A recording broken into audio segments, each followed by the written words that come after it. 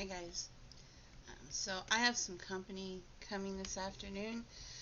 um, so, but as promised, I wanted to get another video out for you, um, talking about narcissistic traits, things like that. So, I'm going to try to give you a 2-for-1 today. Uh, this is Saturday, October 9th. I am rested, though I don't know, I still feel, I guess, more maybe mentally drained just from the week, it being the first week. As it goes on, I'll get used to the schedule and maybe I won't have to rush to bed almost immediately at the end of my day. But I got up about between 8:30 and 9. I think I finally put on The Secret Window last night with Johnny Depp, and I I fell asleep about halfway through. I'd seen it many, many times before, so um, but I was just exhausted. So I think I probably fell asleep around 8 o'clock last night.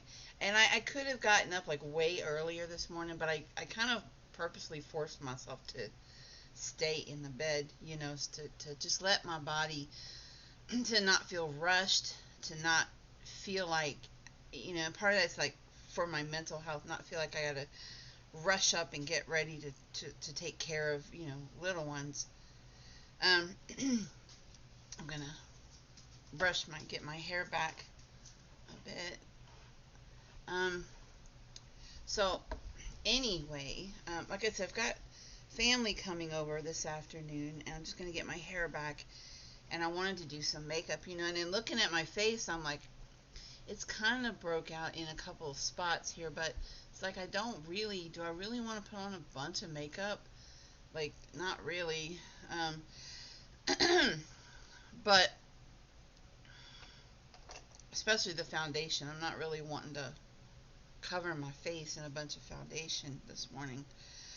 Um, so like I said, I've got some family coming. Um, we're gonna cook out. It's part so that um, I so that we connect with each other, and so that so that I interact with adults. um, and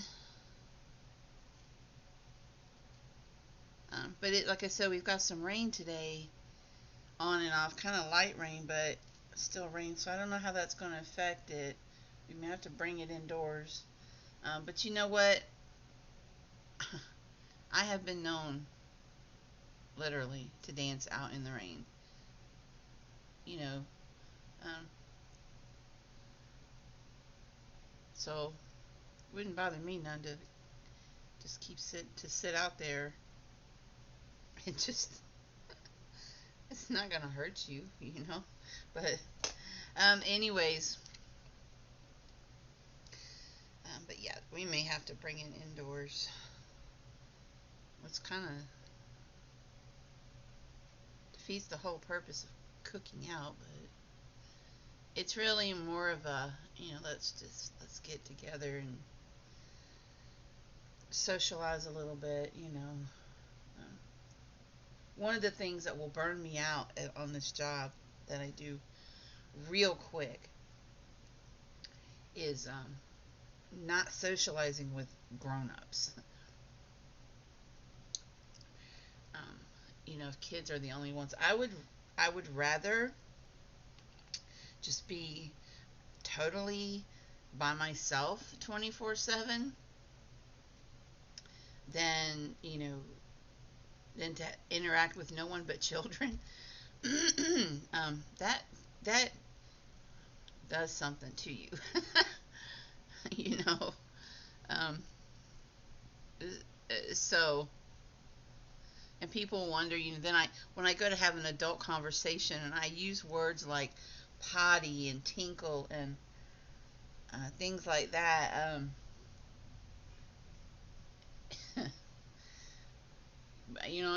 I've taken care of kids my whole life in one form or another, and so that's the only words I've ever used. I've never used the adult terms for the bathroom functions, ever. So to me, it feels strange to do so. Um,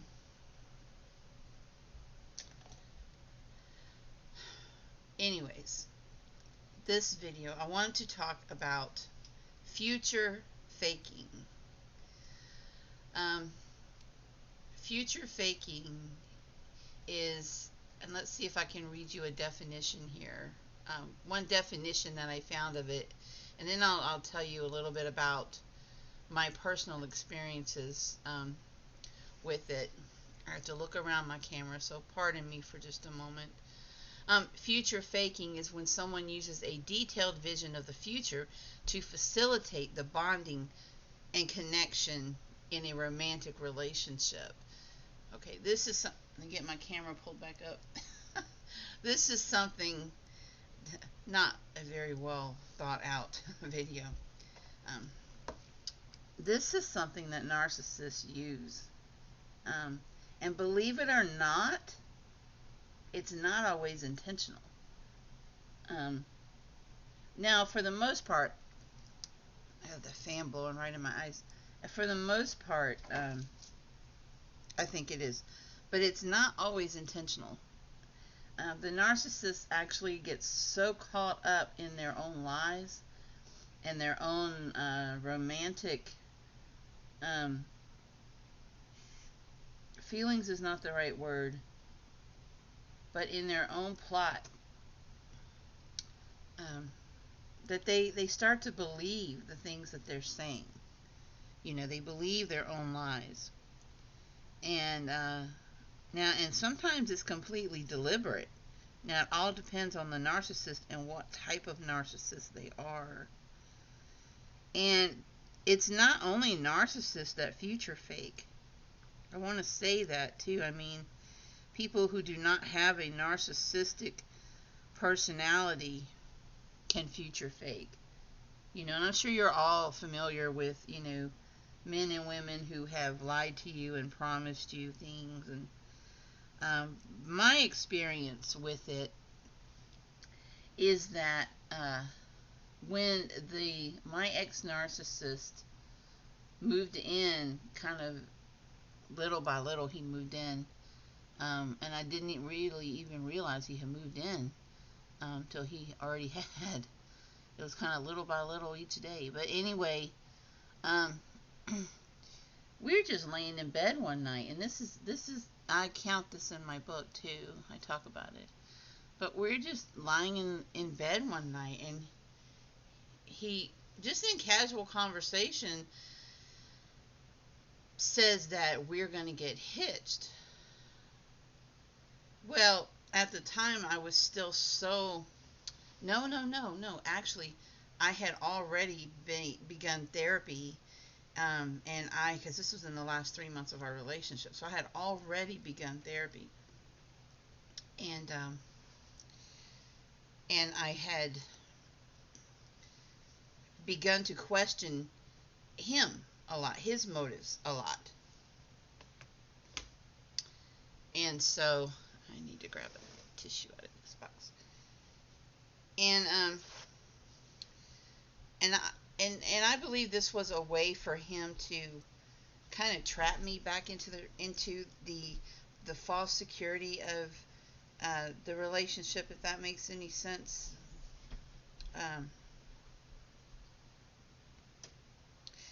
So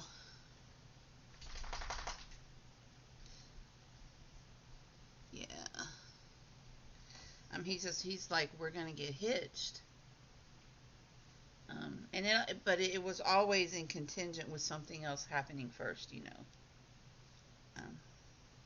in his life. Something had to happen first. But it was a way for him to kind of make me stop questioning his motives, and to stop you know, calling him out on lies that I knew, because I had started calling him out already, which he didn't like at all, because it meant that his mask was slipping, and he knew that it was slipping, and he wasn't done using me yet. So he he was just trying to, prolong that. Um, but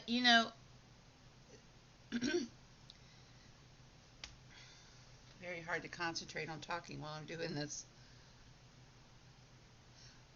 Get my eye makeup right. Um,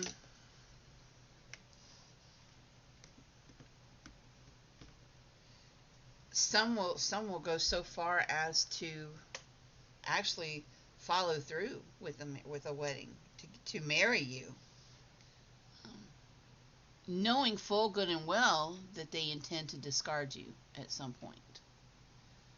If if marrying you means, a better way to achieve uh, the end result and what they're trying to get from you, then they'll marry you. They don't care about, divorce and all that. So,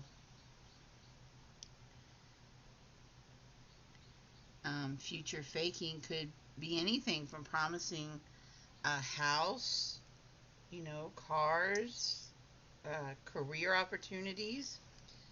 Um, but I believe more often than not, it has more to do with your relationship with them, making you see a make-believe future with them.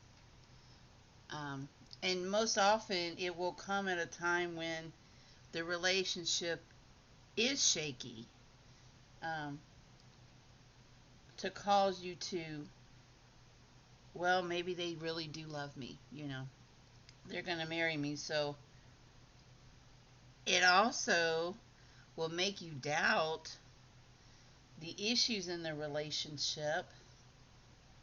Um, were they really there? Did you make too much of them? Maybe it's you.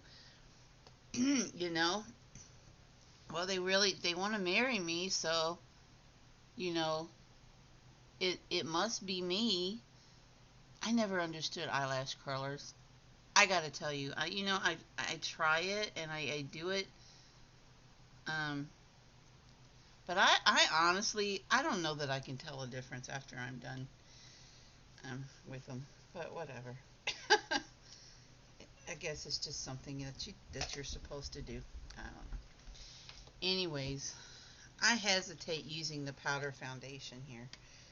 That always, for me, kind of makes me feel like my makeup is caked on, but it also takes away the liquidy feeling, from the other stuff. But anyway,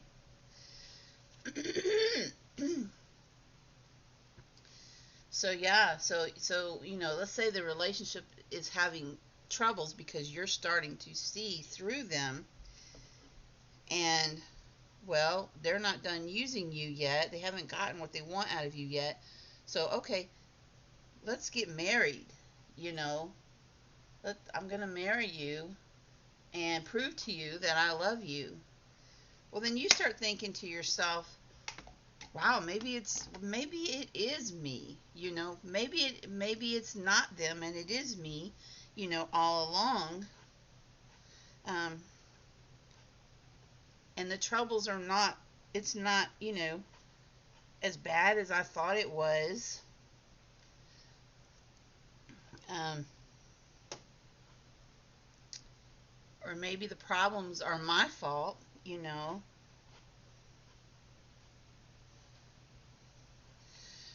So then you start questioning yourself, as I did. Like I said, I had myself in therapy. And I remember going back to my therapist and saying, he wants to marry me now. And I remember her telling me that he must be either extremely sincere or a very good liar. And we found out what that was. Um, turn that fan back this way. My hair has gotten longer. I decided I'm not going to cut it again. I'm going to continue to let it grow back out. And as it does, it gets kind of weird to know what to do with it. Do I continue to move it forward in the way that I was doing before? You know, which is kind of cute. um,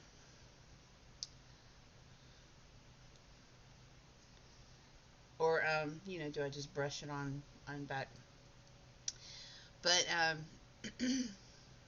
but yes, this is almost kind of a desperate last attempt for the narcissist to keep a hold of you while they're, you know, still using you. Future faking. Let's pretend that we actually have a future when they know full good and well that you don't. Um,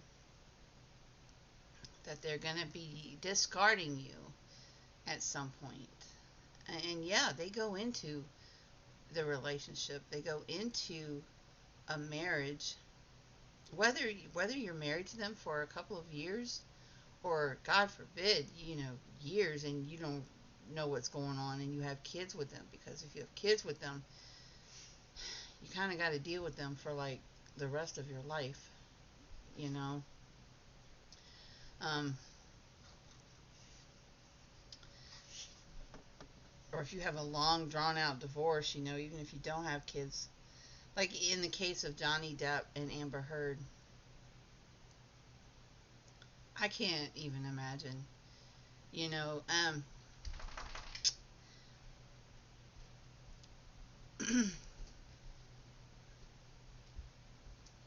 I was very happy not to have to continue to deal with my ex-narcissist. Thank God I never actually married him. I'm actually extremely, regardless of the fact that it caused me to try to take my life, and the future faking was part of that trying to take my life um, issue. Move the camera a little bit here, and I can't see. Anyways, I'm sorry, guys. I suck at this video. Oh my God. And I am not even gonna edit that out. Holy crapola. Goodness gracious. Sorry, y'all. Holy cows. You know, I could just hold it. I don't know why it was staying a while ago. Now it doesn't want to.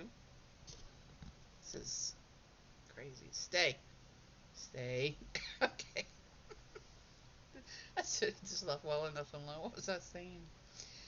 Oh, what was I saying? Oh, that I'm, even though when my narcissist left, it caused me to try to take my life. Um, I'm now, you know, in hindsight, I am so grateful that he walked out, that he did discard me, because um, I couldn't imagine, like with his ex-wife who he has kids with, or like Johnny Depp, excuse me, and Amber Heard continuing. This thing's been drawn out for so long, like going on 6 years for that poor man.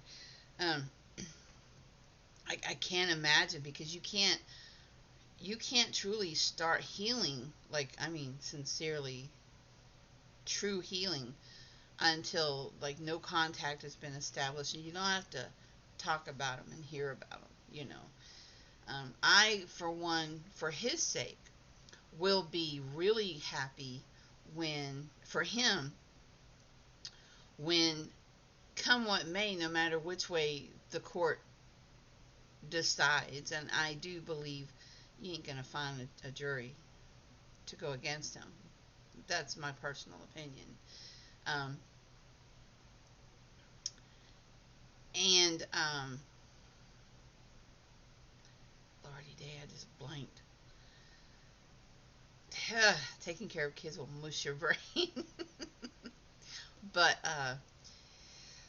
whew, a good YouTuber would pause the video right now. But I'm not a good YouTuber. What you see with me is what you get, people. You just, all of it. um, the freak was I saying to you guys? Oh my god. You know, because a good YouTuber would cut out all of this, and so it would make the videos shorter, it would just look so much more professional. But I'm a professional child care provider. I'm not a professional videographer or whatever. I just get on here and talk to y'all. Um, Hopefully you're getting a laugh out of it, and hopefully you're getting some good information too. I know I was talking about Johnny Depp. Oh yeah, that I'll be very happy for him when, and I'm sure a lot of his fans, and I know he doesn't like that word, but I'm sure a lot of his, let's say, uh, I guess he calls us family. So whatever we are to him, I'm sure that will be a lot of us will others will be relieved as well, but especially him when he doesn't have to see her name, continue to deal with her and her lawyers and stuff. Because true healing for me did not begin until I finally achieved no contact with my ex-narcissist. That's when your brain can completely defog. You're not thinking about the future faking stuff, the promises broken, um, the literal confusion that they throw you into because you question, everything that happened all the way back to the beginning. Was this a lie? Was that a lie? Did they mean this? Did they mean that? Did they do this or say that just to get close to me? Yeah, they did, unfortunately. And no, any they didn't mean a dang thing they said to you. The compliments, the all that stuff. No. So I know for me, it was not until I achieved no contact that true healing began. And I know for many people that deal with narcissists, that's how it is. So I can't even. I would love. Oh my God! Just from one narcissistic abuse survivor to another, I would love to just sit down and have a casual conversation with Johnny Depp, not as an actor or musician, but just as a person, as someone else who's gone through this, and just kind of try to, help him, through it, or um, even just to ask him some questions like, you know, how are you truly doing? And I guess I could ask him through this video, um, I don't know if he'll see it or not, but I'm just very curious as to how he's doing, like really, because I know continuing to deal with the court cases, continuing to see her name and her face every dang where, um, that would not be good for me if I was having to see my ex narcissist and hear his name. And because one of the things that you have to do when the relationship is over, like I had to block him from social media. I had to make myself not go and look at his Facebook page or anything, because it was holding back my healing, you know, because I had to concentrate on me. And I can see very clearly that he's doing a wonderful job of um, moving forward. I mean, obviously, many others recognize his brilliance, and his acting abilities, and just the great person, the sincere, genuine person that he is, um, which is evident by the awards that he gets. I think he spent the whole summer receiving awards, and all of the things that he does. Um, but I just, he is looking stronger. He's looking good. But I can't help but wonder, does he think back to, like I often did in the beginning. I would think back to the beginning of when I first started talking to my ex narcissist. I didn't even want to meet him, not at all. Um, I saw nothing but hurt coming in the future. Despite that, I didn't listen to my instincts. And I wondered if he had instincts like that in the beginning with her. or if she was just so convincing, that he just bought the whole story, just bought it all, everything she was feeding him. Um, because if you really, just from a common flippant sense point of view, if you look at that relationship, just what the public knows about it, um, there's so much. And I guess once you've been through narcissistic abuse, you can look at it from the outside and go, yeah, I can see how she put her claws into him from the get-go, from the word go.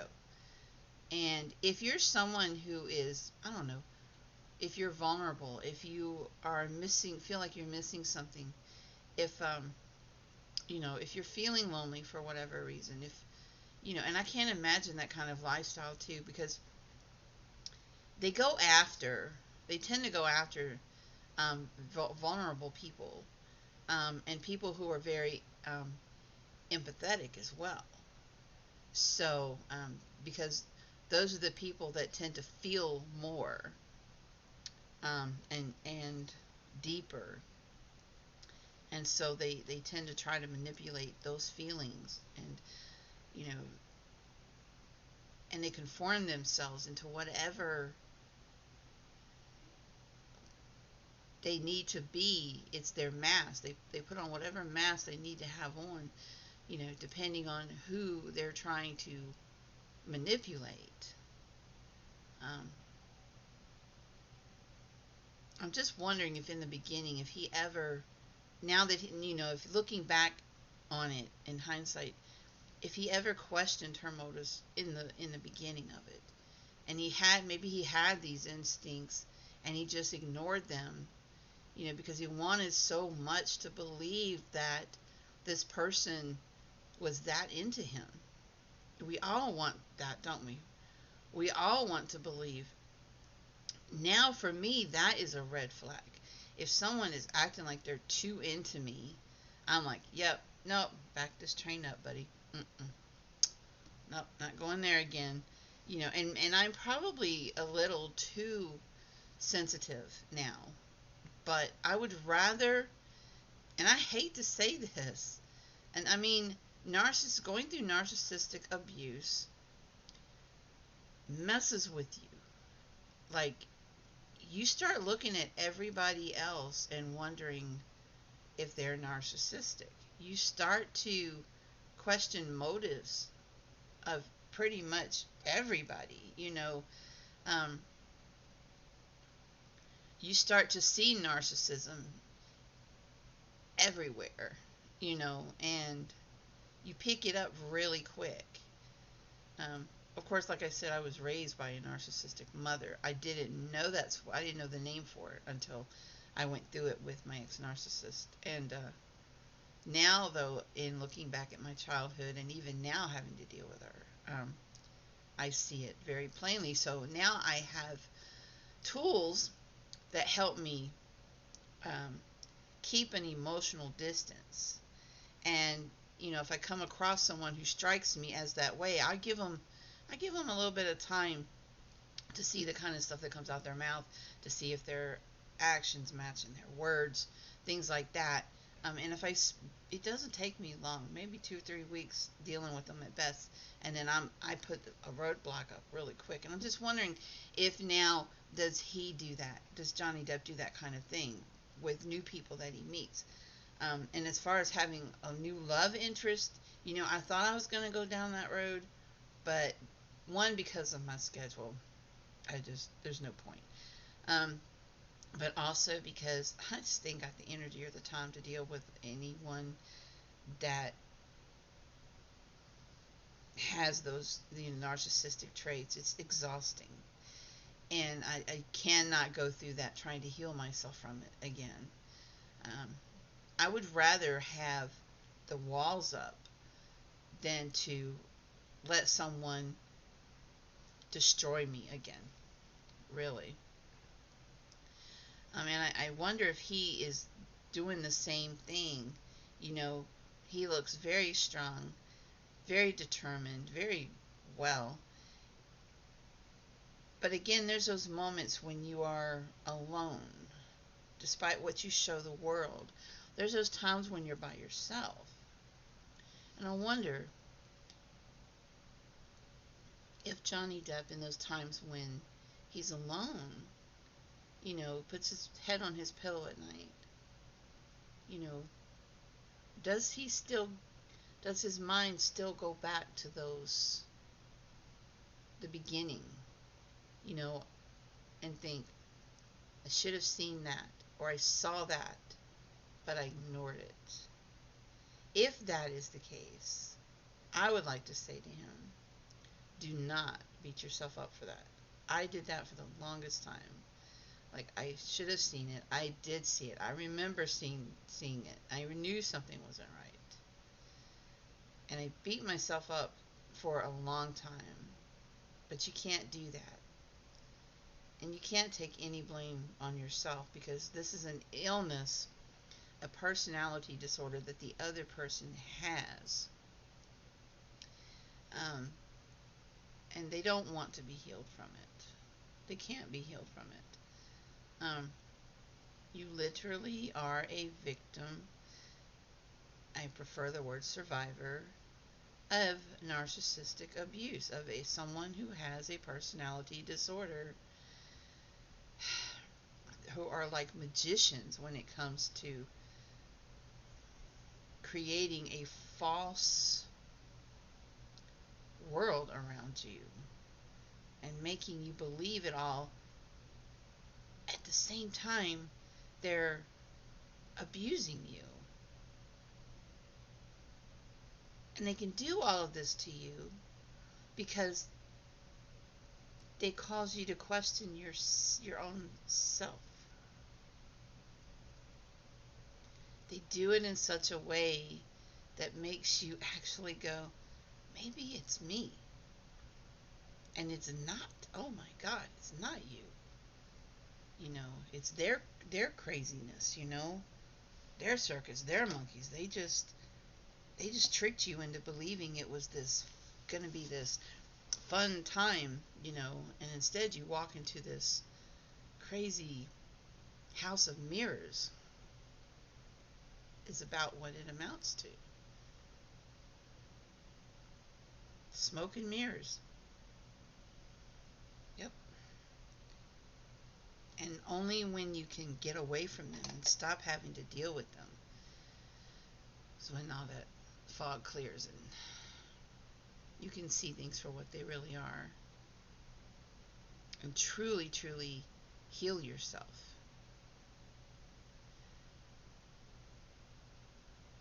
But you do get something called CPTSD, complex post-traumatic stress syndrome, from being a survivor of narcissistic abuse.